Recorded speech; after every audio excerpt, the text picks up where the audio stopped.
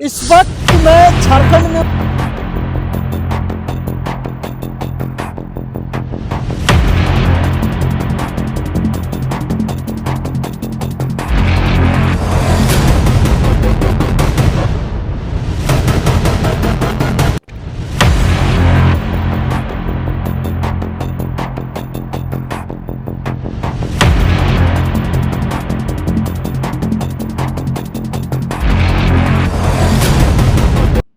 जय हिंद। मैं हूं प्रिंस शुक्ला और स्वागत है आपका क्राइम फ्री इंडिया न्यूज में।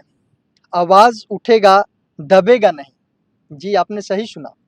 आवाज वो जो छात्रों के लिए दबाया जाता है, छात्रों के हित में उनके आवाज को बुलंद करने के लिए क्राइम फ्री इंडिया न्यूज फिर एक बार, हालांकि पहले भी आपको एक इंटरव्यू में इनसे मैं रूबरू करा दिया था, फिर मैं आपसे इनसे रूबरू कराता, इनके बारे में बताता हूं आपको कि ये छात्र नेता है जो छात्रों को हित में बढ़ चढ़कर शामिल होते हैं, छात्रों के हित में आवाज को बुलंद करते हैं।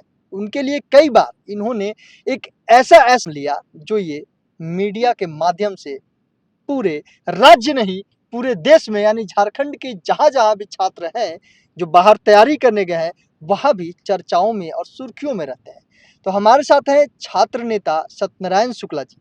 इनसे हम खास बातचीत करेंगे। अभी हालांकि जो चतुर्थ वर्गीय बहाली था झारखंड में, उस पे भी हम छात्रों का डिमांड था कि सत्यनारायण शुक्ला जी से बात करके ये बताएं कि क्या इस पे हल निकलता है। तो मैं खास बातचीत करने के लिए इनके साथ जुड़ा हुआ हूँ।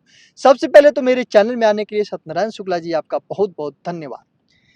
पहले तो क्राइम फ्री इंडिया के जितना भी सब्सक्राइबर बढ़े सबके जोहार। और पहला बार राउर चैनल पे हमरा पलामू चतुर्थ वर्गीय के विज्ञापन के विषय पर एक महत्वपूर्ण चर्चा करे के सौभाग्य प्राप्त मिलक। बहुत बहुत धन्यवाद।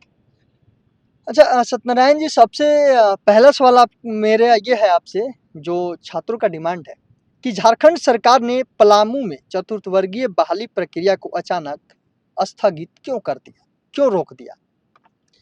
बहुत अच्छा रहुआ प्रश्न पूछली और इस प्रश्न के जवाब हम यही दे सकीला कि पलामू में जी विज्ञापन आयल बा 585 पद के लिए।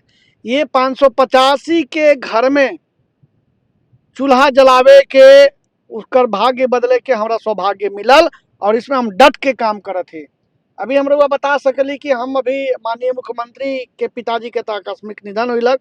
भगवान से प्रार्थना करत थी कि उनकी आत्मा को हमेशा शांति प्रदान करने की कृपा करे भगवान।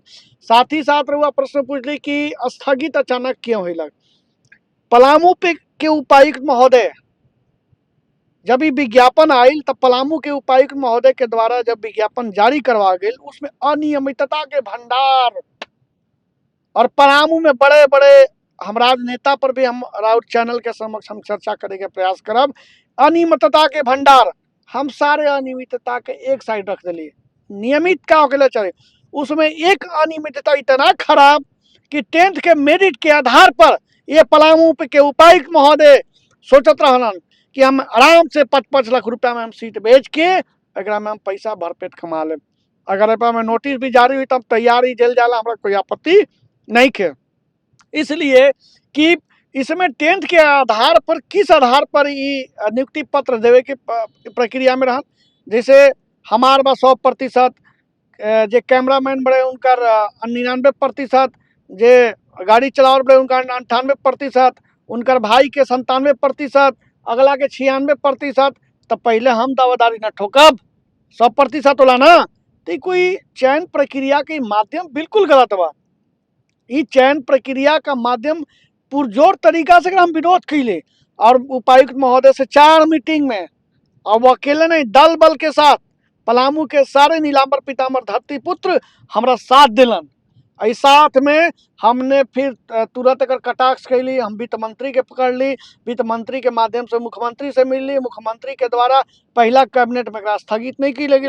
फिर पुनः दिल्ली से 11 जुलाई के फिर पुनः वहाँ पहुँचली और फिर जाके मिल के हम मुख्यमंत्री से प्रार्थना कैली, मिल के और इस 3 से 4 दिन के बाद कार्मिक के द्वारा ये सूचना आ गई लग ना। हमने शुक्रवार के मिलल ही सोमवार के दिन ये सूचना आ गई कि ये परीक्षा स्थगित कल गई। तो स्थगित क्यों कल गई? स्थगित इसलिए कल गई कि पलामू छोड़ू रुआ पूरे झारखंड प्रदेश में किसी भी चतुर्थ वर्गीय के विज्ञापन के लिए कोई नियमावली नहीं रहे। तो नियमावली 24 जिला में बनी, 24 जिला के लिए बनी। और पहला चीज, दूसरा चीज की लिखित परीक्षा का उल्लेख हमने मांग के लिए कि भैया जो टोटल 35,000 या 30 में कुछ फॉर्म रिजेक्ट भी भइल बा 5,000, जो 30,000 फॉर्म बा 30,000 के रुआ परीक्षा करवा दी हो। तो वही के चलते नियमावली हमने अगला कैबिनेट भी इंतजार के लिए, वो कैबिनेट में नहीं लग। तो हम गए कार्मिक में संयुक्त सचिव अमर सर से मुलाकात के लिए कि सर क्या प्रोसेस है नियमावली को लेकर। उन्होंने बोले कि मतलब हम गए थे आज के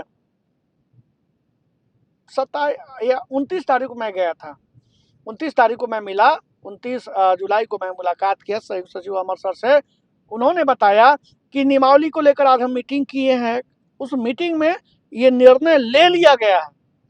अब निर्णय क्या लिया गया, क्या स्थानीयता का प्राथमिकता दी जाएगी कि नहीं जाएगी, लिखित परीक्षा होगी कि नहीं होगी, ये अंदेशा हम बता रहे हैं। इसकी सारी प्रक्रिया हम आपको बता रहे हैं कि लिखित परीक्षा होगी कि नहीं होगी, सिलेबस क्या होगा।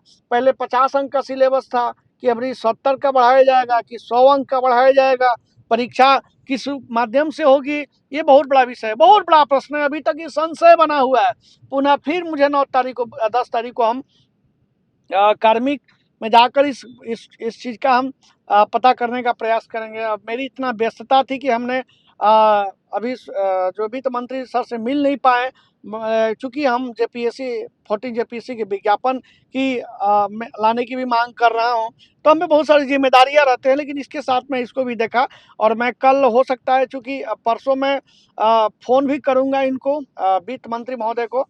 साथ ही साथ इनका जो निराकरण है, मैं आपको स्पष्ट तरीका से बता दूं कि नियमावली लगभग एक मीटिंग में जो इन लोग तय हुआ है, लिखित परीक्षा का उल्लेख 100% हो चुका है।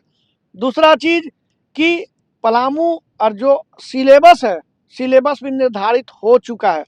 अब सिलेबस भी किस प्रकार के है, सिलेबस या तो 50 अंक के होंगे या तो 70 अंक के होंगे, ये दो या तो तीसरा है 100 अंक।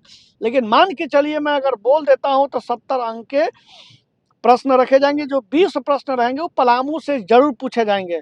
और पलामू के छात्रों के लिए मैं बहुत कुछ कोचिंग संस्थान से बात भी किया हूं कि आप अपने यूट्यूब चैनल पर पलामू फ्री में पढ़ा दीजिएगा।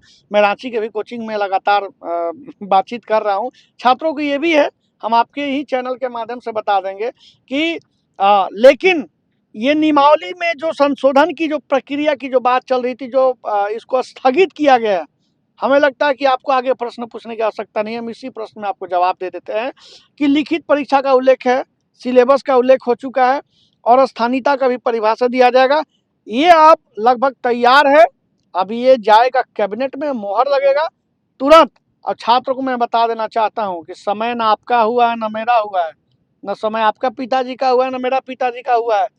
समय काल चक्र जो है, समय अपने व्यतीत होते रहता है। तो साथियों से मेरा निवेदन है कि जितना भी पलामू के छात्र हैं, आप पढ़ना शुरू कर दीजिए, सारी जिम्मेदारी हम पर है।